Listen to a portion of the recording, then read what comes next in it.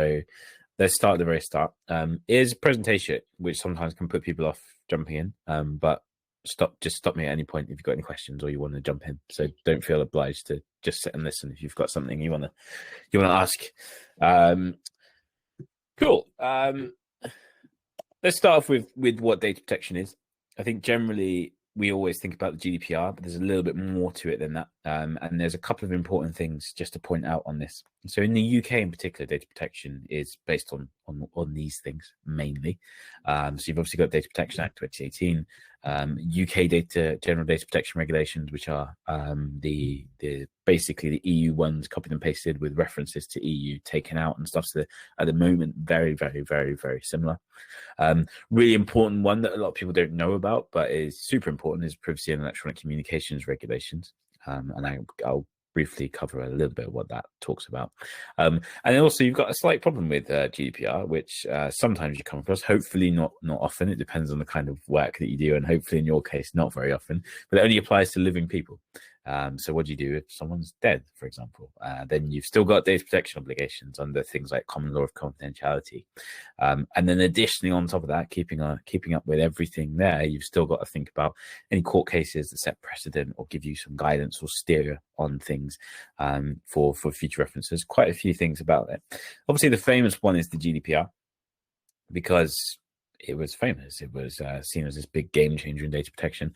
My view is it really wasn't. It's, if you look at a lot of other data protection legislation from before GDPR is very similar. What made GDPR quite substantial and why it made a lot of the news is because it's a European-wide law. So the entirety of Europe was effectively subscribing to this new law. And the big thing about it was, even if you were based outside of Europe, if you offered goods or services to Europe, you had to comply. So obviously that made the news because it's a big thing. And everyone was focused on consent and this and that. But actually the real big deal about it was the fact that it was this extraterritorial law that now applies to the whole of the EU, which is obviously a massive trading bloc in the world. So that one's very famous and gets all the glitz and glamour in the headlines. But one really important one, as I said earlier, the Privacy and Electronic Communications one, is one just not to forget about, because that actually governs electronic communications, as is suggested by the name of it. And what that means is emails, text messages, technically fax messages, any kind of electronic communication that you would have with someone. And that is the law that says you need consent before you contact someone. That is the law that says you need a cookie banner because you need to get consent before they get a cookie. It's not actually the GDPR. So often the GDPR gets kind of bad press for cookies and stuff like that. It's actually the Privacy and Electronic Communication Regulations that regulates those things. The reason it's very important is because that effectively governs your marketing. Everyone nowadays, online world, does digital marketing. This effectively covers quite a lot of digital marketing. I'm not going to dive into it today. That's a separate session, but it's just one. Keep it in the back of your mind when you're thinking about data protection. Well, that's good for us because all our business is done online. Yeah, exactly. Yeah, so definitely keep that in mind. I'm sure we have done sessions where we've talked about Privacy Electronic Communication Regulation and digital marketing and stuff. I'm sure they'll come up again. So keep an eye out, because that's a really key one. And then one thing obviously worth pointing out, and it seems pretty obvious, but it's all about personal data. Data protection is all about personal data.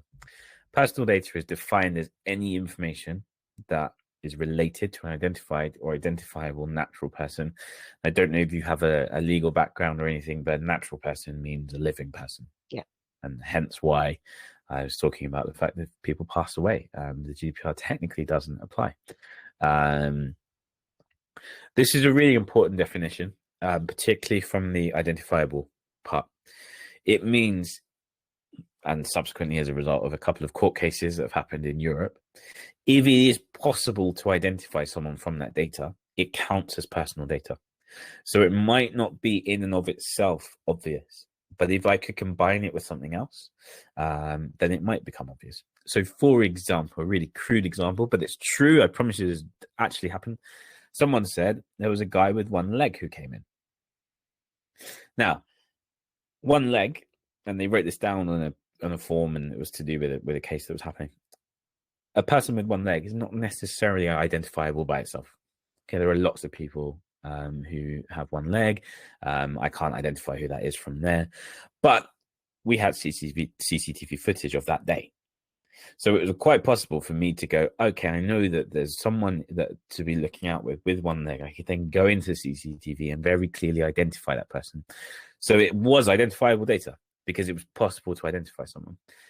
And another kind of more practical example for most businesses is a lot of time internally, you might give someone a unique reference number. So you might have an internal way of managing records, for example, and it might be this person's ID number is 1234. Now, 1234 is meaningless to me. I don't know who that person is. It's completely irrelevant. The fact is, you could go into your database and you could put 1234 and it will come up and say, here we go, it's John Smith. So it's always about that possibility to identify people, which is where some people get caught out because they go, well, that's not personal data. But it's like, but I could combine it with something and then it is. And then I can identify that person. So it's quite a broad definition of things that it covers. And it's worth pointing out, particularly in your field, in education, thinking about special category data. I don't know if do you work on with or alongside the government at all? Do you get involved in any schemes or? No, we teach children 5 to 15 online lessons, English lessons. Cool. All over the world. So quite a lot of time in education, one that I see a lot is diversity and inclusion monitoring. So racial, ethnic origin, potentially religion or philosophical beliefs. A lot of these things, these bits of data are known as special category data. It means you have to be extra careful with it. There'll be extra things that you have to do as a result of special category data, processing special category data, including having additional legal bases to process it and making sure it's extra special protected and stuff like that. The way I would think about special category data, a lot of people are like, isn't finance data a special category or things like that? It's something that if it were released to the wrong person could ruin your life. That's how I think about it. So, for example, being in a trade union might be very private to you, and it could cause you problems with your work. Your genetic data might reveal that your father is not actually your father. You know, there's things out there that can really screw up someone's life. Political opinions, people get fired for it.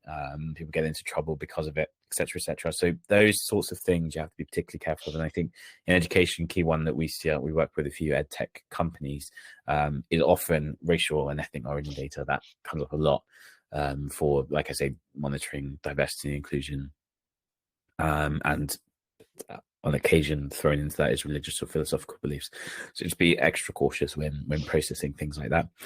I don't imagine you're processing biometric or genetic data to teach English. So there's a few things on here that hopefully won't apply, but just be mindful of that. Again, we're not really talking about that specifically today, but then just, as I said, we're starting from the very start. What are the things we need to think about beforehand that we want to have? These are all things to have in the back of our mind when we're then building a system and putting in place those building blocks. The other word that comes up a lot is processing. And it's just worth highlighting what processing means. Literally means anything you're doing with data, to be blunt. The word comes up a lot, and there's another one to keep in the back of our mind. It includes collecting, recording, organizing, structuring, storing, adapting, altering, retrieving, consulting, using, disclosing, making available, aligning, combining, restricting, or erasing or destroying, which is basically everything we do in the business. So even the act of having it is processing it because we're storing it. If we then delete it, we're processing it because we're deleting it. If we then go and collect some more, we're processing because we're collecting. So the way, if we look at it, I wonder who this person is, and we look at it, we're consulting it, we're processing it. So the key thing to think about here, and again, one thing to keep it in the back of our minds as well, is you're pretty much always processing personal data whenever you're doing something with it. I mean, you've just got to be careful not being caught out by things like that. So a lot of people miss, for example, doing analytics. You know, I'm going to see how many people came to lessons, how many didn't, and you might use the personal data to do that. And it's often missed because it's like, I'm not really I'm not collecting data. I'm not, you know, but actually, as we can see here, using it or consulting it does count as processing. So I would just take the view, and then there'll be lots of data protection zealots out there that would disagree with me on this and would want to be really specific. But if you're doing anything with personal data, you're processing it. That's the view I would take. So again, we'll keep that in the back of our minds. Here, and then the final thing, I think, just to keep in the back of our mind, it's regulated. It's a regulated industry. It's like finance and everything like that. Obviously, in the UK, we've got the ICO, the Information Commissioner's Office. Interesting fact, currently the Information Commissioner is a person. It's an actual person, and the office is the person who responds to it. So when we talk about the Information Commissioner, it is one person, currently a chap called John Edwards, and he is the Information Commissioner. So he is a regulator, a bit like an ombudsman for personal data in the UK. And we have that equivalent across every country in the EU and the EEA. There isn't a flag for the EEA, but you know, you get the picture there. And also there's quite a lot of other countries that might have a similar kind of concept. Privacy Commissioner in the Philippines, and I think in Australia and things like that. And it's also worth noting, if you're doing anything in America and you do come under the CPRA, which you might not do given your business, but it's also worth noting that there is going to be a kind of Californian version, which is made up of, I think, 4 people that are going to be responsible for it in America, or if not, the Attorney Generals. Should we have somebody represent us in the EU? If you're offering goods or services to the EU as a British company, in theory, there is an Article 27, that says you should have a representative in a country that you are offering those goods or services. The important thing there is whether you are offering those goods or services. And that basically means, I'll give you, it's easier to think about this in examples. I'll give you a practical example. If I sell black t-shirts, and I've got a UK website and everything's in, you know, I go on the, you know, blackt-shirts.com, and I go to buy something, I get pounds and I go and buy it, and I'm in France and I buy that. That black t-shirt company would not need a representative in France, because it's my choice as a French person to go and buy from who I want. I've chosen this UK company. It's not the UK company's fault that I'm in France. If, however, I'm a French person in France and I go on black t-shirts, and it's actually noirtshirts.com and everything's in euros, and I've got a French website available, and I got a marketing email in French, there's no denying that. I mean, I guess arguably you could say, oh, actually, we were targeting Quebec, but you know, really, it's pretty obvious that you're targeting the EU, you're targeting France. So, in those scenarios, that company, that black t-shirt company, would need a representative in the EU, and if they were only targeting France, that representative would have to be in France. You wouldn't be able to get one in Ireland, for example, because you'd be targeting France. You don't need one in each country; you just need one, and you just need one in a relevant place where your customers are. However, I appreciate this being recorded, but I don't shy away from controversy. So far, no one has been pulled up on it. Okay, it's just that obviously our websites are, we have the same website, but we change the language. Yeah. So like one of our biggest markets at the moment is in the EU is Italy. So we have an Italian website, but they actually purchase, they might use euros, but they actually purchase from an English company. Yeah, I think probably in that scenario, you would struggle to argue that you weren't targeting EU. So Right. you'd probably come under needing a representative. Okay. Which Fine. is what I suspected when you say you're teaching English. I assume that's the language rather than literature. Yep. Okay. Yep. Just check. So yeah, you're almost certainly, you're probably going to struggle to argue that. As I say, no one's been pulled up on it yet. No, because we haven't got one yet, but it's something that we have discussed. Yeah. Yeah, there are lots of services out there that it's pretty cheap. Really. You can find representatives that will represent you for very little. I mean, I've seen some that are like €30 a month, for example. So you can find them, but yeah, it's a risk-based decision, which brings us neatly on to the. This might actually be the final thing. I'm just going to check. Let me bring this all up. Yes, it is. The final thing to keep in mind. That wasn't the final thing. The final thing to keep in mind, and this is what makes, this is why we talk about data protection in building blocks. And I'm going to talk through kind of what I would break them down to be, hopefully give you some direction on where to start. Data protection fundamentally is a risk-based law. It doesn't tell you what you can and can't do. To a degree, the PECR that I spoke about earlier, Privacy, Electronic Communications, is a lot blunter. It does tell you what you can and can't do. But in general, data protection gives you a spectrum of risk, and you pick where you sit on there. So, for example, there are principles that the GDPR is based on, in particular.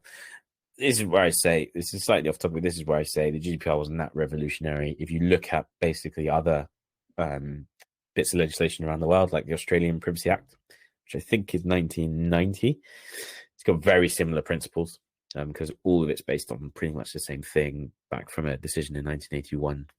That is a separate topic, but these kind of principle-based approach to data protection is commonplace throughout the globe, and you'll see this is the kind of thing here. And it makes it difficult to know what to look out, for example, during an audit, as there's no data protection legislation, an exact list of what's required.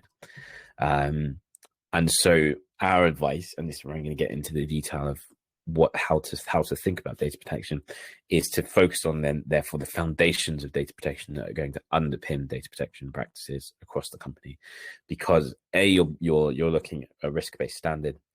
B, you're looking at something that inevitably is going to cross borders. I mean, particularly teaching English, you're going to have an overseas audience almost by default. So you're looking at it from a global perspective as well, and also, as I say, that the actual a lot of the data protection legislation itself is based on the principles that we can build into our business to make sure that we're adhering to some of the finer points of the law. So this is what we've broken down as the pillars of good data protection, as a structured way to think about it. Before I bring them up, I will just give you a bit of context as to where they came from. They're from two places. One is very helpfully the ICO pulled together an accountability framework, which is effectively everything they would expect to see in the business to prove that they're complying with data protection legislation. Now, that's very useful because it's very good to see what a regulator thinks with that, because they regulate it, but also it's quite detailed, and it talks about what policies that they would expect and things like that. However, obviously it's UK focused, and it's not that flexible, because not every company needs all of those policies, etc., etc. So then what we've done is we've then had a look at there's a international kind of security standard, ISO 27001. I don't know if you've come across it in your career. It's a security standard basically, and it's very much kind of, I would say, it's based on controls, and those controls are kind of principles rather than you must have an encryption policy. It'll say, what controls would you have in place around encryption, kind of what kind of things. And one of those controls that you might think is, I think a policy would be good here. That might be one of the controls. So it's based on those kind of principle approach of data protection, of information security. So we've taken that ISO approach, combined it with the ICO's accountability framework, and gone, right, what are the actual fundamental principles that we can take to data protection that are going to apply across the business, both in terms of scale, in terms of size, but also in terms of internationally as well. Because, as I said, it's all based on basically the same thing. So broken down, it's in 7 areas. I think they're alphabetical here. Access control, asset and supply management, breach incident management, change control, data subject rights, governance, and risk management. These are effectively the 7 pillars. Now, imagine you've just been saddled with data protection, something you've got to pick up. That's a lot of stuff. And and a lot of things to think about. So what I'm going to do is I'm going to go through what these are very quickly, but I'm also going to give you, as you know, you're the only one here on the call. I'll give you a bit of steering, kind of where to start, where to be thinking about first, because you don't want to tackle all of these at once. So let's do it in that order. Let's say where I would start. Fundamentally, it's G for governance. Governance is all about making sure you've got the right things in place to make it successful. You have to start there. There might be, we'll be talking about things that are arguably more flashy areas in terms of importance, and this is the kind of forgotten one. But this is fundamentally what's going to underpin everything that you do going forward in terms of success. This is making sure that you've got senior buy-in on data protection. That's really key, that this is a senior priority. This is something that is able to be spoken about at the very most senior levels, and it's something that's important to the senior management team. You then want to be making sure that that's trickling down to other people in a business. So you've got some kind of way of having accountability, some kind of framework that has people responsible for certain things, and that is then trickling down to the next layer of management and the kind of people that are closer to the ground. And then you want to check that that's working by doing regular audits. Audits don't have to be massively complex. We're not talking about like KPMG style audits where we send in a team of 30 people to tear everything to shreds. We're thinking about just checking that this project is working. And those three things, as much as they seem quite simple, if you don't have those things in place, effectively everything in data protection is being treated as a one-off project that will never really work. It will never be embedded. You have to embed data protection to make it work. If you don't, you'll be doing a one-off project for the rest of your life, because you'll be constantly having to do one-off projects. So that's a really key starting point. So make sure we've got the senior buy-in, make sure we've got more than just those people involved. We've got a kind of key contacts and people like a data champion network or something like that, and that we're checking that trickle down is working on a fairly regular occasion. At first, you might want to be a bit more regular. You might want to do it every 6 months, but generally speaking, it's a yearly kind of task to be checking in on where things are going. Once you're kind of confident that we've got the buy-in and we're ready to kick this off. We've definitely got, this has come from the CEO, and he's gone, Julie, you do HR, off you go, you can be data protection. And then I tore my hair out because I thought it would be simple, and it wasn't. I've not started anything yet, to be honest, because we've had a bit of a recruitment drive because our very small business, just for teachers, that our student numbers are growing. So I've not even started the data mapping yet. So that's where I am. That's where I'm going to start.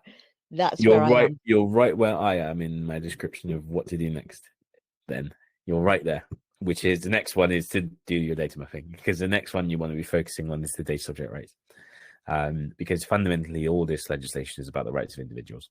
And so what we consider as data subject rights, there's one thing to note about this term. People have rights under Article 15 of the GDPR, and they're often called subject access rights or data subject rights or things like that. I would factor them into this. When we're talking about data subject rights, we're talking more broadly about the rights and freedoms of the individuals, and that's what the whole law is about. So this is one way to look at this is a lot of the legal stuff, basically. A lot of the stuff the law says you have to say. You've done, well, you're in the process, or you're about to start the data mapping. That's where you want to start to understand what's going on with your data. Keep that really simple. What's being collected? Where is that going? Who's doing it? Keep it very much like you have to be able to understand it.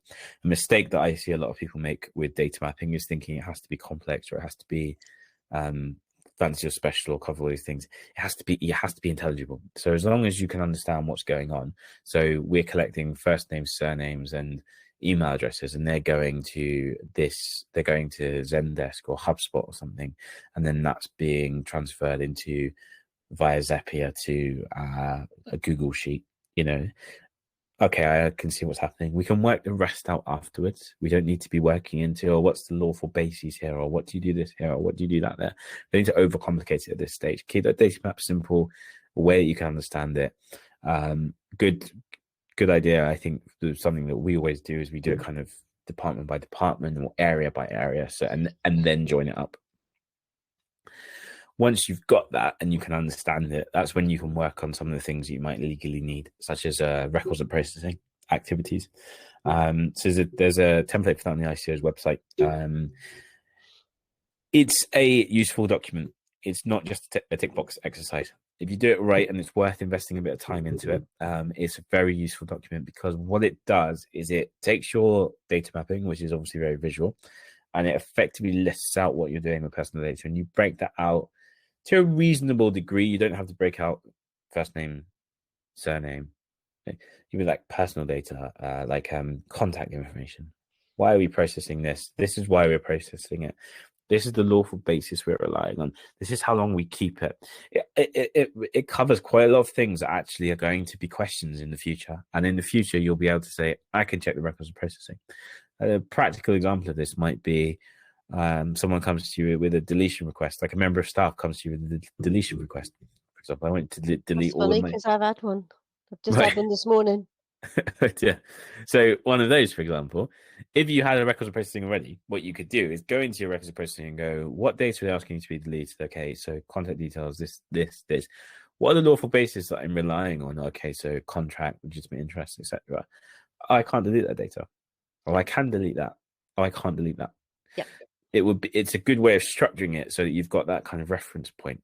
Also, if you put in your retention periods in there, you're going to have a good place to see how long we should be keeping things. There'll be questions around like, oh, can we market to these people? Yes or no? Okay, let's check the lawful basis. Oh no, we haven't really collected that properly. We'll need to do something else. It is a useful document, so it's worth putting a bit of time in. And your data mapping is if you're effectively translating your data mapping into those records of processing.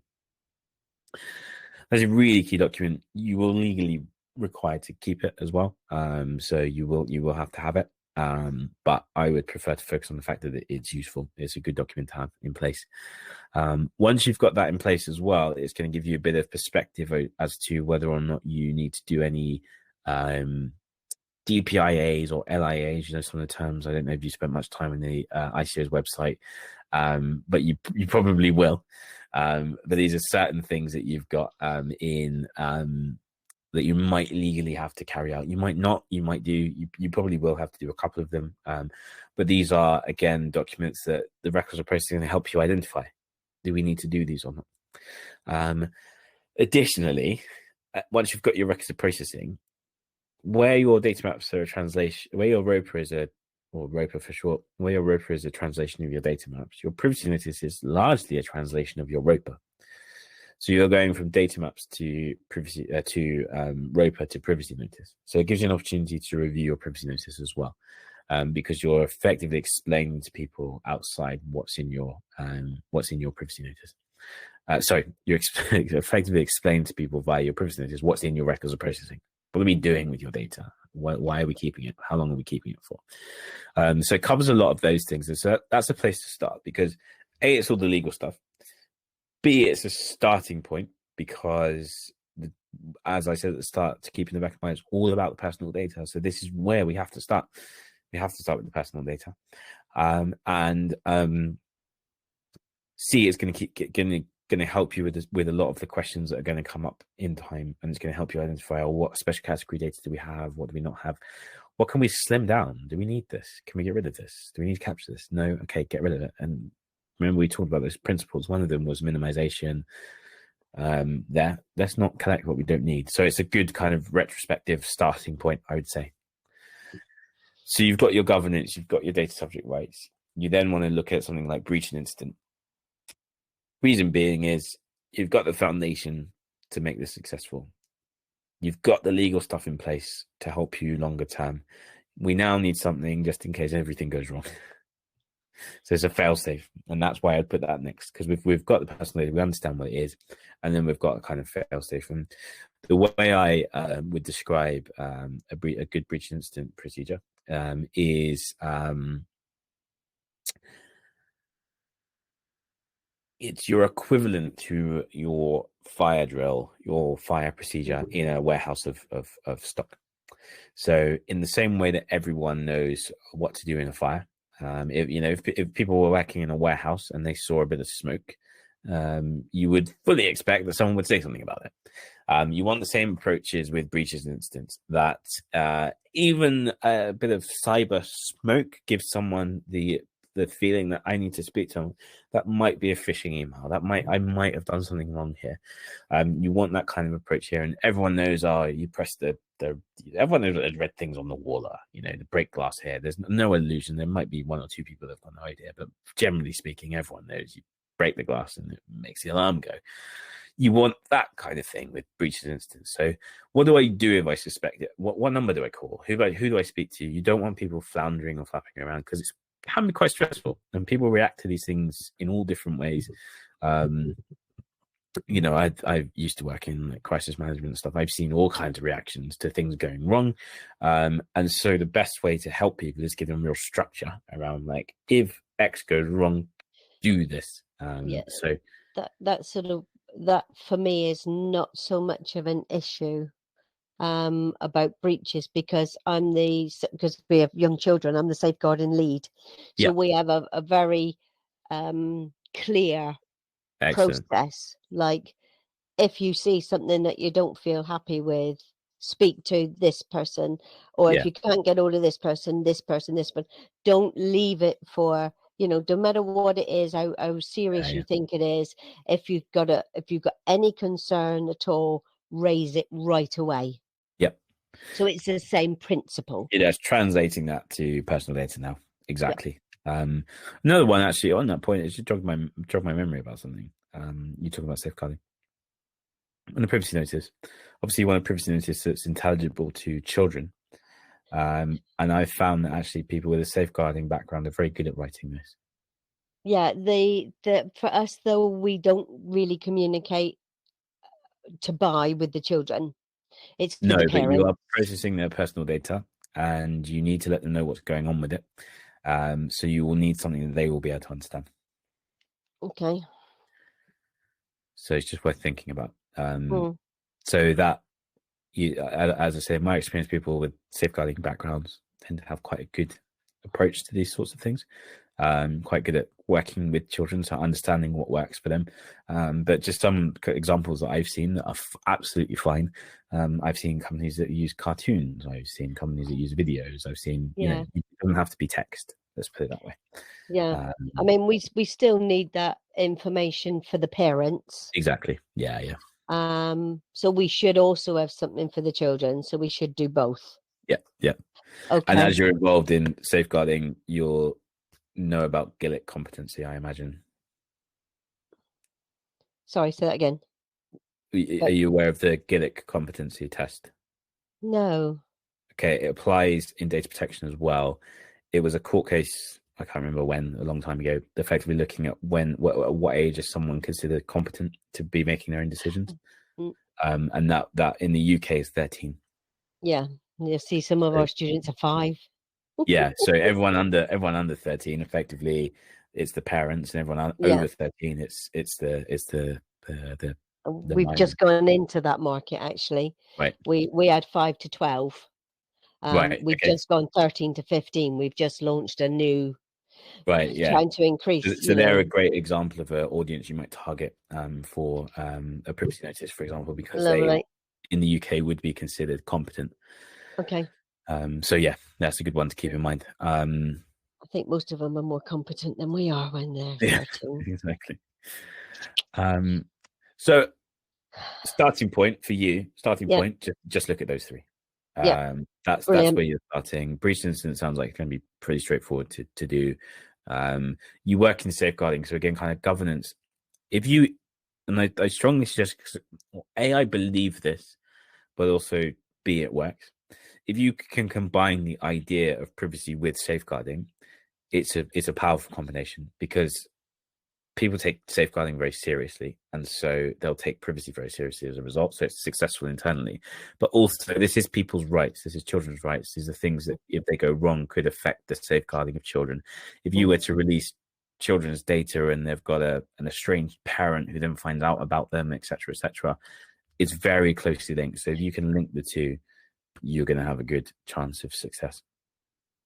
Very, very quickly, just looking at the time. The other ones I would just give a really quick summary of. Next one, I think about asset and supply management, and that is effectively thinking about the third parties we're working with.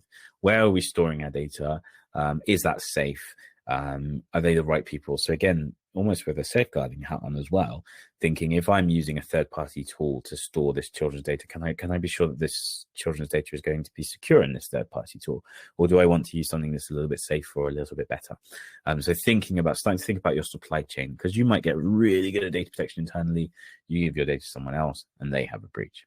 So thinking about how do we safeguard ourselves from that, how do we protect the business from that, and how do we protect individuals from that? Because we work with agents overseas, So like franchisee things, they go and get students for us. I mean, surely those countries must have some data protection laws in their own countries that they have to apply to. Most countries do, but we're also thinking, so if I give data to someone else, it's my data, I'm the controller of it. They're giving it to us. That's the difference. We're not giving it to them. The agents actually find the students for us, and they sign up with us. So we're not giving to them; they're giving to us. They'll have their obligations under data protection law. But it's also then, so once you get that data and you store it online, for example, if you store it in AWS or Google or Google Sheets, I don't know. We got cloud. We use. I don't know. That's what I've got to find out from the IT team with my mapping. Exactly. So that your mapping will help you with the asset supply management, because you'll understand where things are going, and that's that's when you want to think about that, and just make sure you're comfortable with it, basically, and that you've got the right checks in place and things like that. The more you grow and mature, the more serious this gets. But certainly at this stage, it's a check of like, are we confident working with this company? And what would we do if things go wrong? Have we got any contracts in place or stuff like that? So you were starting to think about that stage there. You're probably next looking at something like risk management. You're doing risk management, so I wouldn't formalize it now. You're doing it because you're a business. Everyone's doing risk management all the time. I'm doing risk management when I make a cup of tea, because I'm thinking, there's a risk that I could scald myself when I make it, but I really want a cup of tea.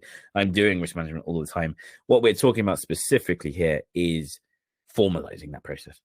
How do we get really formal about managing risk? How do we escalate it the right way? How do we get this kind of structure where we are managing risk and mitigating and all of those sorts of things? So you'll want to start thinking about that the more mature you get, as well as access control. You're doing access control all the time as well. Every time you get a new person, you're thinking, what am I giving them access to and why? Again, they'll get to a stage where you want to formalize that. You want to get structured with that, particularly when you start to delegate it around, because once you start to delegate it around, you lose control of it. And you want tight access control, because I don't like to blame anyone, but staff are your biggest cause of breaches. 100%. So access control really important. And then finally, one for your IT team to think about is what happens if things do go wrong. We've got change control in place. We've got things that if we need backups and things like that, how do we restore them? What are the kind of technical measures that we have there? Again, there's probably some element of that. You're working with cloud systems, but we're thinking about being more formal with that as we get more mature, and it gets a lot more serious in terms of the implications for us. Just finally to summarize, I try and do this in a minute or so, just given the time. But for each of these pillars, I would suggest you want to have the following in place. You'll want policies. No one likes policies, but you'll want them. A, they set the standards, so they're quite useful. But also B, if you're ever working with third parties or investors or anyone who wants to do due diligence on you, they're going to want to see your policy. So you should have policies in place. It proves that you're serious. I do HR. Yeah, so I'm I know more about policies. Preaching to the choir here, exactly. So absolutely policies. What we also suggest is some of these things are complex and daunting. You probably want to break them down into procedures. So a mistake that I see all the time, literally all the time, Mitch knows because we do audits for people on sales calls, and we see this mistake all the time. I get a breach policy and it's 56 pages long.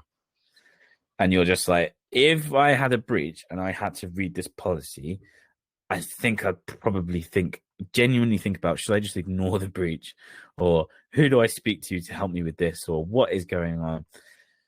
there will be lots of things that you have policy-wise that are going to be pretty complex or difficult to understand. Breaking those down into a simple and easy to understand procedure, always recommend it, particularly in data protection, because people hear data protection and they panic. I would do the same as I do for my safeguarding in a procedure if there's a breach. Very simple. Exactly. 2 paragraphs, really. If you think you've had a breach, this is what you should do. You contact, bang. Yeah, exactly. Keeping it really simple. I like to often see procedures kind of, this is not strictly true, but I like to see procedures kind of staff-facing versions of policies. Well, my plan is to start getting things in place. From your last webinar that I went to, when you did about your privacy policies and stuff, and said send it out and then do the training. I listened. You've preempted me. Then do the training. Exactly. Get the stuff ready, get it ready, then train people on it, make sure people understand it. Also, one final component just to this is you will have frameworks. What we call frameworks, this is effectively the things that you use. So you will need the records of processing activities. It's not a policy procedure, but you will need those kind of underpinning frameworks. Like you might have a safeguarding form, you'll want a breach incident form. You want records of processing activities. You'll want an asset register. There'll be frameworks that you have that kind of sit underneath these things and make them work. But yeah, you've hit the nail on the head there. Kind of get the policies and procedures in place, get people trained on them, and make sure you've got those frameworks in place. So if you've got these for all of these, you're well on your way to kind of building a successful data protection. I think you've definitely helped with the mapping, because I downloaded a data mapping form, and there's one for processing and one for something. I mean, my goodness, my head just spins when I think about it. But just doing one is like the what, where, and who. Yeah, keep it simple. That is going to help me a lot, because I think it doesn't matter whether it's processing or whatever it is. Whatever we use should be on that map. Yeah, it doesn't matter. You need to understand it first. Yeah, you can't work out. I promise you, this is the case because this is our day job. You can't work out whether it's processing or controlling unless you understand it. And we've worked with a few companies where their first question to us has been, "Are we a controller or a processor?" And we go, "Hold your horses. We need to understand your business. We need to do the data mapping, and then we can work it out."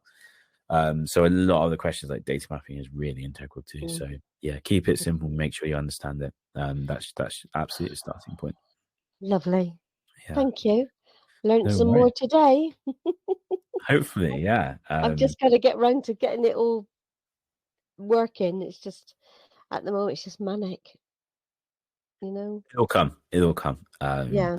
One piece of advice I have is, I think given the focus on safeguarding and stuff like this, a lot of these things will come naturally. And as I say, if you pin privacy to safeguarding, you have a lot more success with it. If you have people that are thinking about it before they do something, you're on a good path. That's a really important thing. If someone's thinking, I want to do X, and they stop and they go, is there anything data protection about this? You're in a really good place. I know that we get sometimes, if we want to use any, like, because we record all our classes, okay? We record our classes for safeguarding purposes. And it allows, and they're closed. So there's 6 students in a class. No one else can access but those 6 students. Okay. So it's tied. It's a closed group, then put it that way. But if a student misses a class because they're not well or whatever, they can go and see the class they've missed. Yeah. And I know that sometimes we do ask the parents if we can use snippets of that class for like marketing, etc. So we always get written permission for that. It's in the form they fill in to say, yes, you can use my child's picture or whatever it is. I do find that generally education, people who work with children, safeguarding education, that kind of thing are perhaps, quite generally speaking, across the industry, not necessarily very good at policies, procedures, understanding what needs to be in place, data protection, but very good at thinking about it. there's often a thought about it. There's often a kind of, we should ask permission, or can we do this? So you find that you don't have to, where sometimes you have to push quite hard to get data protection in a business. You kind of just have to, with one finger, you can just kind of nudge it, and it happens. So once you get going with this, I think you'll find the momentum pick up, because you're in an industry that generally is thinking about this and is aware of it. That's lovely. Thank you very much. All right, thank you for coming, and that's okay. Nice bespoke session for you. Yes, lovely. Thank you very much. We're doing more. I think we got more another 2 weeks. We're probably going to have another one, so keep an eye out, and hope to see you at future events. Lovely. Thank you, Mitch. Thank you, Tom. No worries. Cheers. Thank you. See you. Bye bye.